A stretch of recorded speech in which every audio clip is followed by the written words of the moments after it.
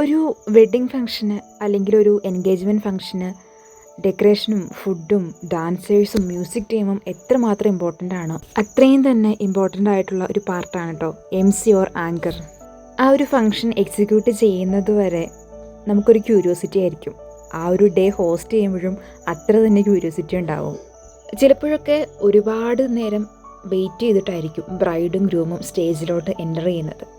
പക്ഷേ ഒരുപാട് നേരം വെയിറ്റ് ചെയ്താലും ബ്രൈഡിൻ്റെയും ഗ്രൂമിൻ്റെയും ആ ഒരു മാസ് എൻട്രി കാണുമ്പോൾ അത്ര നേരം ഉണ്ടായിരുന്ന മടുപ്പൊക്കെ ഇല്ലാതാവും കേട്ടോ.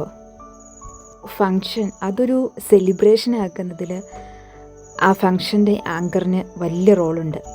ക്ലയൻറ്റിനെ ഒരു ഫാമിലി മെമ്പറായിട്ട് കണ്ട് അവർ ആവശ്യപ്പെടുന്ന കാര്യങ്ങൾ ആ ഒരു രീതിയിൽ തന്നെ എക്സിക്യൂട്ട് ചെയ്ത് കൊടുത്ത് അവരിൽ നിന്ന് നല്ലൊരു ഒപ്പീനിയൻ കിട്ടിക്കഴിയുമ്പോൾ വർക്കിൽ വളരെ സാറ്റിസ്ഫൈഡ് ആയിട്ട് മാറും.